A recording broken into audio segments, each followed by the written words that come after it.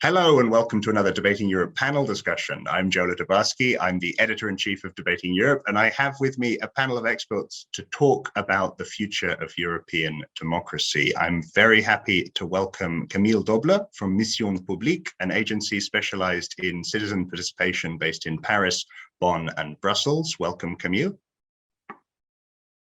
We also have Niccolò Milanese, who is chair of European Alternatives, an organization working to promote democracy, equality, and culture beyond the nation. Hello, Niccolò. Welcome. We're also joined by Getain Ricard Nehul, who's a member of the Common Secretariat for the Conference on the Future of Europe. Welcome, Getain. And we've got Manon Revel, who's a PhD candidate and research assistant at MIT's Institute for Data, Systems and Society. Hello, Manon. And last but not least, Daniela Vancic, who is European Program Manager at Democracy International. Welcome, Daniela. Good. Hello, everybody. Thank you for joining. It's going to be short. We'll be half an hour. But I just want to quickly explain the context that we're having this discussion in. Of course, we have the Conference on the Future of Europe, which is the biggest experiment in pan-European deliberative democracy that's ongoing at the moment. And I suppose we're also having this conversation in the context of something which is occasionally called the deliberative wave. And what particularly interests me at the moment is and I'd love to hear your thoughts in the panel, is this question of the institutionalization of this wave, which is to kind of translate that from the kind of the jargon. To my mind, that this is a question of kind of the impact that deliberative processes can have, the power that they have. Do they have an agenda setting power? Do they have a decision making power? And how do they interact with existing representative democracy and also with potentially direct democratic mechanisms such as referendums? These are really interesting questions. Another question which is very interesting to me, of course, is what happens after the conference on the future of Europe? What happens after the conference? And will this deliberative approach be institutionalized at the European level? Are we going to see perhaps not a permanent conference on the future of Europe, but are we going to see future willingness to experiment with deliberative and participatory processes? And are there other ways that we could experiment with democracy, other kind of ideas that maybe the panel has. So, but without further ado, let me perhaps pose to each of you in turn the kind of question of the panel, which is, how do you see democracy in the 21st century? What do you see as the future of democracy? Maybe Getain, I'll start. Well, I mentioned the Conference on the Future of Europe, so perhaps I can start with you, if that's okay. What, you're on the Secretariat of the conference. What do you see as the future of the Conference on the Future of Europe, if you will? Thank you very much for this debate. I think you were right first to say that we are experimenting something unprecedented. So we also have to be humble, when you experiment in new things, and also let the citizens propose the future as the conference is meant to be. And indeed, they are proposing a lot in the field of democracy and citizens' participation and deliberation. So we are looking forward to see how this will go now into the plenary, will be discussed, and what will come out. So let's first look at it in a humble way and see what comes out. Obviously, living what we live now and having also all the experiences of all other deliberative assemblies before, we do hope that this will create a change, a pattern maybe, because at the end of the day, the whole concept behind this is it's democratic innovation to reinforce representative democracy, to accompany it, to complement it. For a reason that we know all, that the society is changing, the way people get informed is changing. Representative democracy, we know, has some weaknesses nowadays to deal with these changes, and so we see that adding to it elements of citizens' participation and deliberative assemblies really help representative democracy to function better, because we cannot expect people who get information on this such a regular flow from social network, the way they interact, that they can just be citizens every 5 years for elections, that we need to organize something in between election that is meaningful for the citizens. So we hope that, of course, this will stay with us, that we will find this way to have a democracy that has these two legs of representative and participatory deliberative citizens assemblies type of democracy. So we will see, of course, as I said, what will come out of the conference, but this at least has shown that indeed this kind of assemblies give quality results, that it's interesting. And I think this is a first step that we are seeing now with the panels that we are happy about. So that's the first thing about the democracy of the future. But the other thing I hope that the conference is bringing is to show that a pan-European democracy is also something that can happen, and that it's the pan-European experience is not only for an elite that can go, that's this multilingual, etc., but that you can create the conditions for a citizen dialogue across borders directly between citizens. And this has been shown with the citizens panels, but I think also on the platform, the multilingual digital platform, which is another important pillar of the conference, where all the events, by the way, happening everywhere in the member states are being reported, but also direct IDs from citizens. And with this system of automatic translation, we have created the conditions of a direct dialogue between the citizens also. So I hope that what we will bring also to the democracy of the future is this idea that a living democracy happens at many levels. It's not to say that a pan-European democracy will replace the other levels of democracy, but it's a good also complement, and that it, as I said at the beginning, it also at the end reinforces the democracy as we know it now. Maybe fascinating. No, that's absolutely fascinating, and also I think it highlights a little bit in your response the role that technology can play in this. Which, when we're talking about the future of democracy, I think this is interesting in terms of, I know that the Conference on the Future of Europe has been running hybrid of panels as well, but also in addition has this platform. So it's these two components, and I think we'll talk a little bit about access to technology and kind of the digital divide, and I think that'll be an interesting kind of part of the discussion. But first, let's bring in Camille. Maybe I can ask you the same question about your thoughts. You know, just an opening question, your thoughts on the future of democracy, particularly as I know Mission Publique has lots of practical experience kind of working with many publics and citizens assemblies and so on. So where do you see kind of, or where do you hope democracy might go in the future? Well, where I hope it goes is, well, to be honest with you, I have to say that even as a citizen, as a researcher, as a professional, I would have never thought that 5 years ago that we would have something as the Conference on the Future of Europe. So here I have to say that I'm already rather pleased. So it's already a massive milestone for me personally that has been reached. I certainly hope that in 10 years or in 20 years from now we are still there, and I think we can even go do better, of course. And I think Gaëtan said it brilliantly. I mean, what we have achieved is already pretty fantastic. I think we can even go beyond. We can be even more inclusive. We can dream bigger for sure. We can also do more events at the local level, cross-border level. We can organize more grassroots initiative with civil society and organized civil society. So for sure we can do things there, and I think there's that interesting and constructive lesson learned here to take.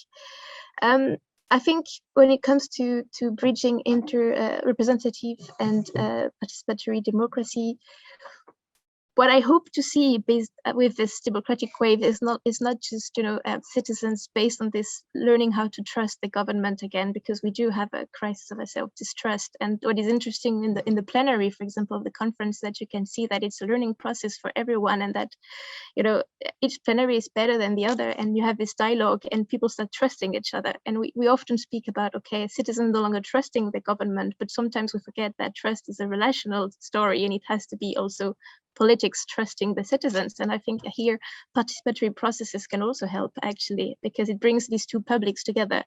And I think rather than the panel per se, it's actually rather the plenary, and having these two publics meeting, that is the real innovation. And so I hope we see more of that also in the future, and that we don't stop at just the panels or participatory budget or whatever innovation we have, but really having this multi-actor forum or agora. That is my hope for the future. Interesting, very interesting. Kind of joining up a lot of the work which has been done in terms of deliberative processes and democratic experimentation.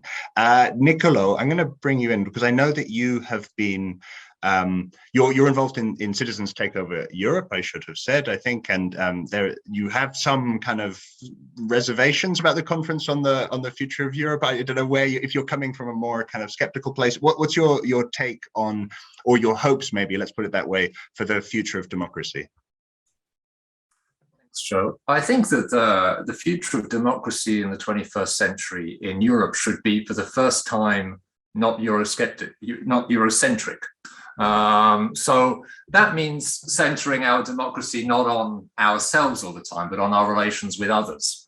And those others include people who live in the rest of the world, generations that are not born yet, our relationship with the planet, with animals, with those people who perhaps have recently arrived to our shores or have not arrived yet.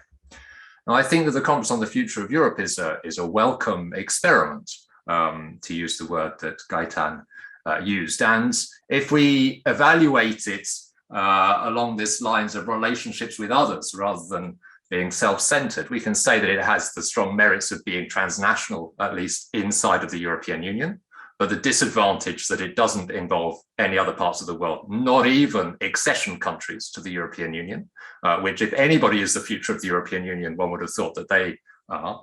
We can say that it's got the advantage of putting a big place for young people.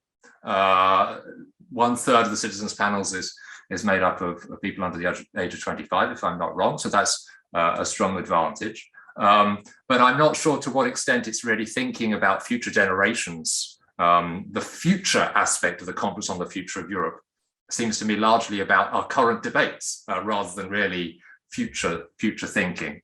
And where I think there's a significant failure is in terms of including all those people who live in Europe who don't have European citizenship, who aren't part of the panels, let alone people in neighboring countries who would have something to say about it. So I think that there's a danger of trying to recreate at a European scale the kind of nation building that went on earlier on in European history. And I think that would be a great shame. It would be a dangerous shame because Europe should be something different, something which really does respond to the demands of the 21st century. And so I think we need to be looking not only at forms of democratic innovation, but also the quality of democratic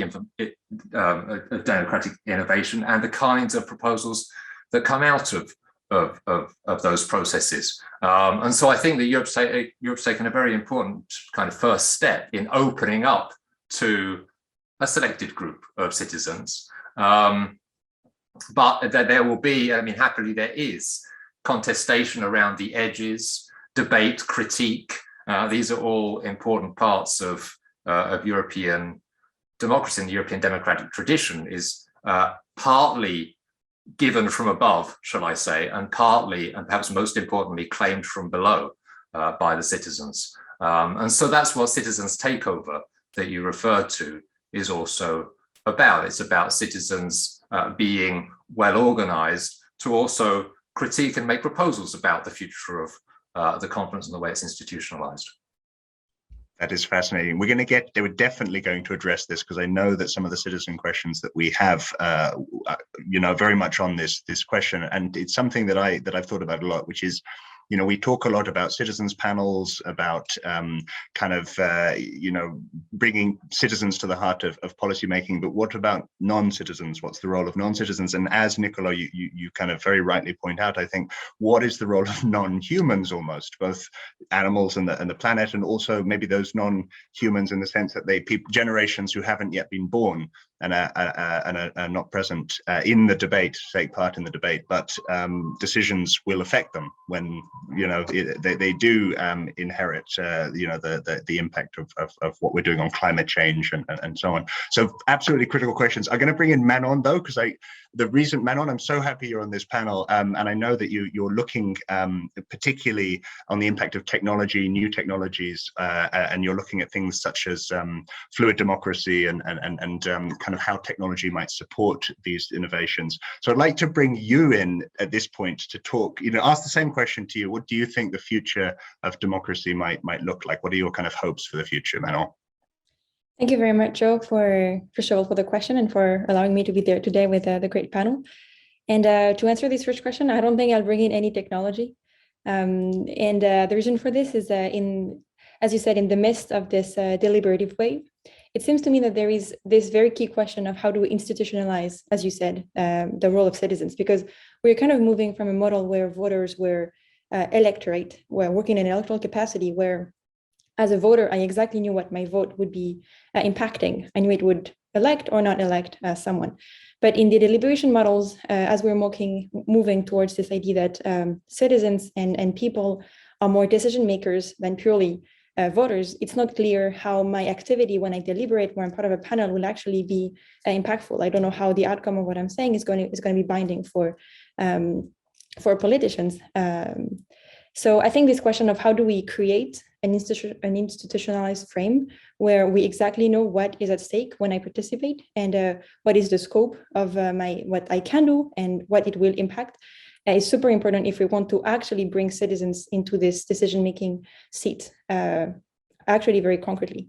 And also, I think, as Gaetan said, I want to be really cautious in how we think about not proposing a huge change, claiming it would completely solve a lot of the distress problems that we are facing, in particular because these questions about deliberation are part of a bigger chain about civic participation, from how do we get informed, how do we deliberate, how we get represented, and how we actually vote. And each of these chains are actually under big pressure, but also hopefully have been studied, and many people try to fix each of them. And so if we focus on just this deliberation representation part, as you said, I'm personally really interested in thinking about how we can think of deliberation not as antagonist representation, but maybe something that can be almost brought together.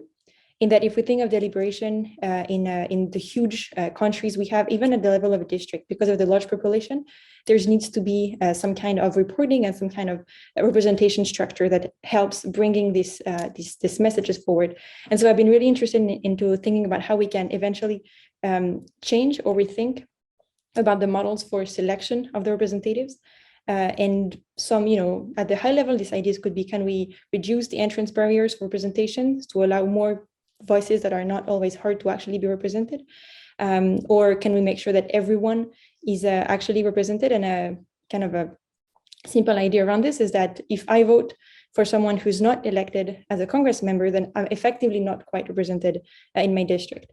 And so these are very simple questions and small things that I feel we could try to incrementally change, that I think could have an impact both at the representation level, but also at the deliberative level, either directly by making people being actually more lay citizens be more involved into the decision-making process, or vice versa, because you would create more discussion and competition in the election. And so indeed, fluid liquid democracy has been a very interesting system to me. It's a system where to nominate a representative, you can just nominate someone, even if this person was not willing to actually sit in Congress. But then if I give my vote to you, Joe, then you can actually delegate your vote to someone else. So this is a proposal for how could we institutionalize differently representation to bringing more of the deliberation piece into it. It's of course just a very humble proposal that many people are studying. It's not claimed to be solving anything, but it's kind of trying to move forward to create a scope where citizens could be in the decision-making seat in a way that is, in a way, binding.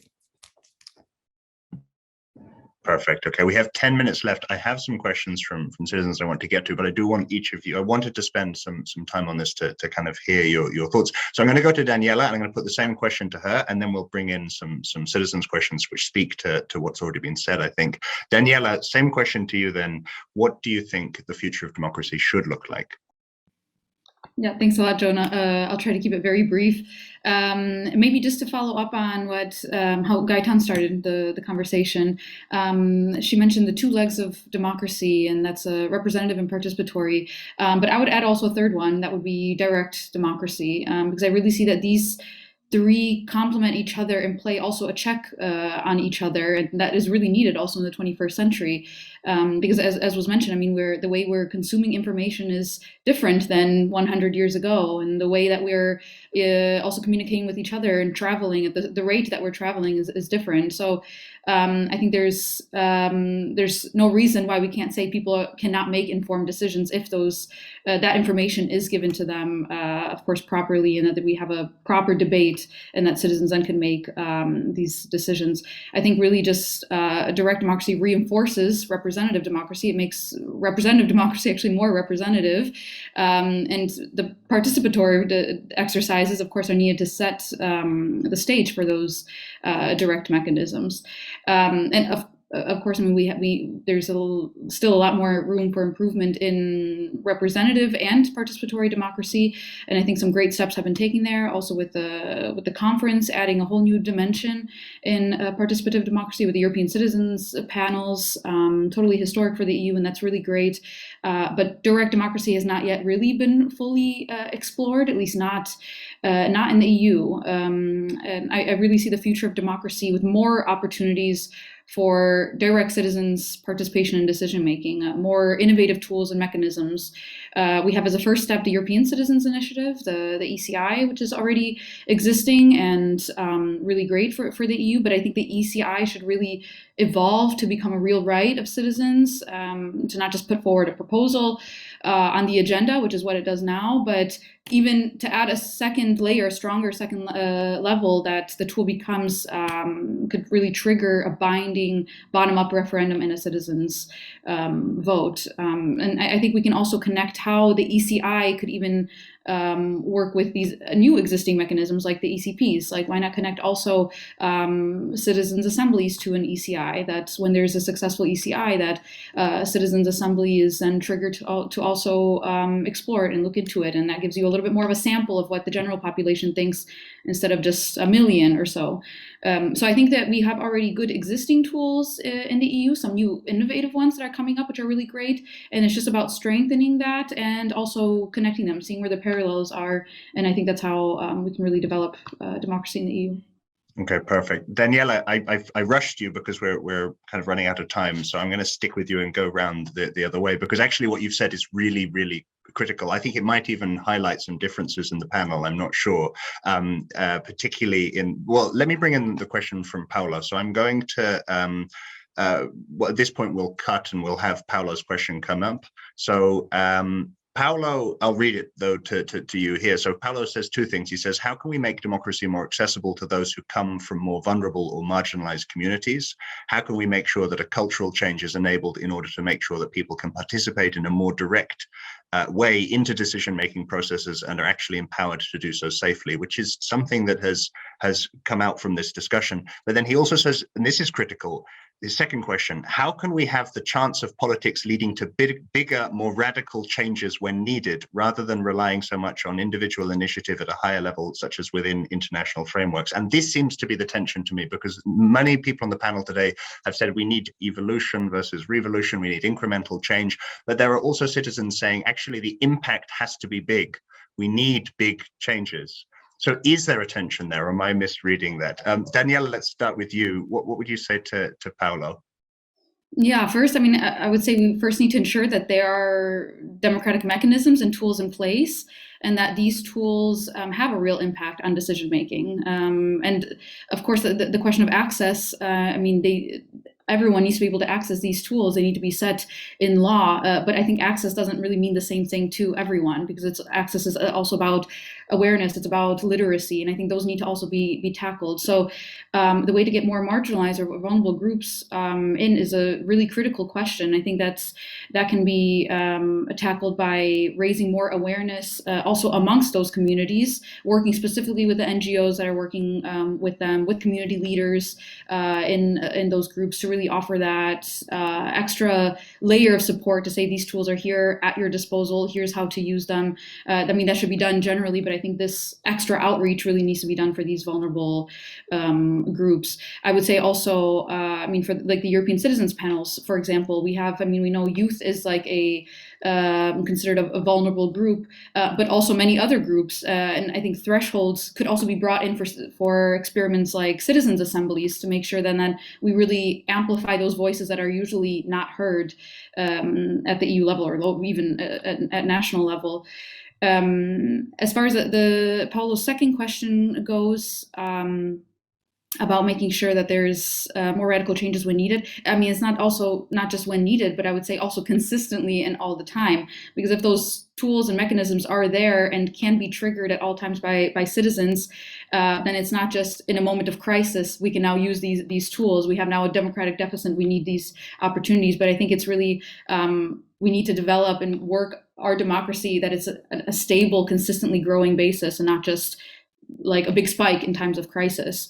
And that means, of course, strengthening those tools, and that means more responsiveness by decision makers. It all comes back to what is the response from the political side. It's nice to have those tools, and I think you can put all the money into the awareness campaigns that you want to, but on the other hand, you really need then a response, a really binding, proper response, if you're going to want those to be successful.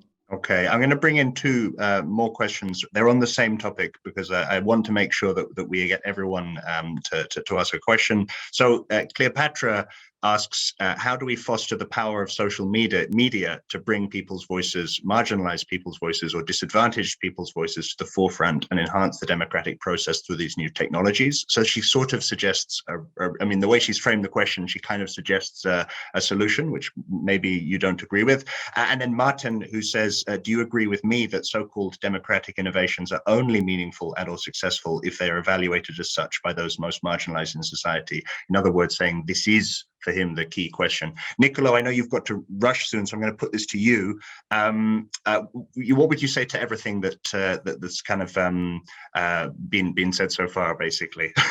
Hey, look, I think that the empowerment of the most vulnerable goes through collective organization. You know, the pretense that an individual worker or someone from a marginalized community is going to be able on their own as an individual to weigh as much on the decision making of the European Union as someone who has all kinds of social and material capital to do so is, I think, a kind of fallacy, and it is a risk that through citizens' panels and other such atomizing instruments, we forget one of the main lessons of the history of European democracy, actually, which is that many of the rights, and indeed the right to vote itself, was won through collective struggle.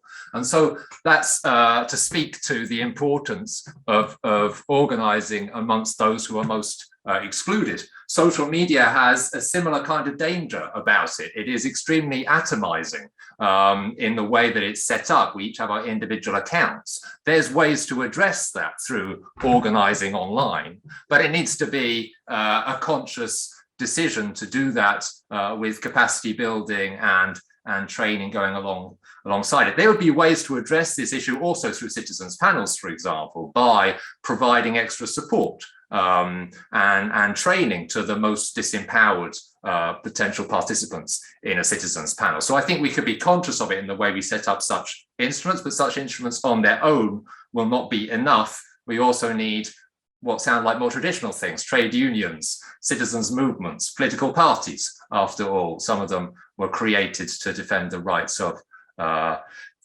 workers or others. And so I think that that's a really important part of the answer to the question. Okay, Katane, maybe I can bring you in here, particularly as we're talking about the kind of the importance of demonstrating impact and of kind of the, even if the change is incremental, the impact should be obvious to citizens. And so, you know, we've started this discussion talking about, you know, what do we hope from the future of Europe. It is, I suppose you would agree, though, it is important, whatever the result is, that it is impactful, that it does demonstrate that, you know, this is not just performative, but it is actually going to bring about change. Yes, if I may, before going into that, I just wanted to react very quickly on the issue of more marginalized or vulnerable groups, just to say that I'm sure that we can reflect on this. It's a very important issue, and imagine maybe more proactive way to act on this. But and actually some member states within the conference have done some very interesting things on that, I want to say. But I also want to say that random selection, what we are witnessing now in the panel, as really, it's already a huge step towards the usual voluntary basis type of events that we are used to at European level in terms of who actually participates. And I think it should be said, because if you look at the people who are there, some people have never traveled outside their village, you know, I mean, it is already a big change. And I want to emphasize that, because of course we can always do better, and I hope that we will learn from it and do it even better. But it is already a sea change, and it proves that random selection and the constitution of panels is an interesting technique. And of course, on impact, yes, you have seen the joint declaration, the Conference of Future of Europe. It's clear there is a commitment for follow-up. We have a very innovative body. I mean, Citizens Assembly, we had some experience, even a bit at European level. This plenary, mixing the politicians, the organized civil society, the local authorities, and the citizens, is a total new experiment. And we will see whether this dialogue also within that assembly helps actually to come up with proposals that have a better chance to have an impact. It would be very interesting to watch what will happen. But I can just tell you at this stage that the commitment from the three institutions to actually have a follow-up phase and not just close the shop on the 9th of May is a very important commitment, and I can see it from inside that it is being taken seriously. That is very encouraging to hear. Thank you. I know that we're over time. I know that Nicolo has to dash, and Gaëtane possibly also. If you would like to leave, that is, you know, you can make your goodbyes now. I want to quickly hear concluding remarks from Camille and Manon as well. If you're happy to stay for that, that's okay. But I understand if you do need to leave. Camille, maybe we can just kind of wrap up, and I can hear your kind of final thoughts on this discussion that we've had today, and what's kind of jumped out to you, and if you want to respond to some of the questions that we had from the citizens. Yeah, on the question, and maybe moving a bit away from the conference on the future of Europe, and mentioning democratic innovation and how, you know, how to make it closer to marginalized or vulnerable groups. It's true that we also have, even us as practitioners of participatory democracy, think about the limits even of sortition. I mean, we know that it's difficult even for sortition to get people on board, and it's even more difficult with these groups, and we have to ask ourselves first why. And I think here there are more systematic issues indeed of trust, of disinformation, and now we are in such a complicated mix in the 21st century that, as I said, there are systematic issues which are not just the problem of participatory democracy, but representative democracy as well. And then when it comes to the method, and Nicolo touched upon this also, as practitioners, when we run this kind of democratic innovation, we also need to think about formats that can fit everyone, you know, and not just people that look like me or that look like us. And here establish also this affective ties, being able in a very short lapse of time to actually create this affective bonds with everyone and establish this connection of trust is essential, especially if your participatory innovation is more deliberative in nature. And I think here there is really a very interesting area even for us to do research here and think about indeed how we can tailor a bit more our practices of participatory democracy to these people, yeah, allowing for more cultural diversity in our practice, even in our team, I would like to say. And I think that is important, and there is definitely work also on our part to be done. So that was to move a bit from and to go back to where I hope I am, at least in 10 years from now. When it comes to just the social media, I find it quite interesting that everybody always wants to talk about social media, because for me, social media is actually so elitist when you think about it. I mean, it does not come to my mind to link marginalized groups to social media. Maybe they are on Twitch or on Instagram or on TikTok, but I think of Twitter, for example, which most NGOs representing marginalized communities are using in the AU bubble. Twitter is an extremely elitist social media, right? The marginalized peoples you are talking about, and except if they are trade unionists or they are students in political science, they are not on Twitter. So you need to think about what kind of media you want to use if you want to reach these people. And I'm not sure that the social media are actually the answer there. And just to answer to Nicolo, I think there is also a question to discover. That's actually another question, whether social media make us more individualist or create communities. Now you can also claim that with hashtag, you create some sort of communities on actually even Twitter, and that can even be considered as a political actor, like we saw in the US quite recently. But that's another issue. But I think maybe Manon has more to say here on technologies and social media. Well, yes, I'll bring him in. I do think that something that Nicolo said about the importance of collective representation. I think this is maybe, to me, and I take Gaëtan's point about random selection or sortition. I'm as excited about the possibilities of sortition as everyone here. I think we're all kind of deliberative democracy nerds, but I think maybe we shouldn't be too afraid to include and involve a mix of individual citizens with civil society representatives or other collective representatives, because I take Nicolo's point. I think that's a really, really interesting point about how we compose these panels and who is involved in the panels. And sometimes we might be afraid to involve civil society because, perversely, they represent more than just them as an individual, but perhaps that's the wrong approach to take, and we should be mixing them up a little bit more. Manon, final thoughts, and then we'll bring this to an end.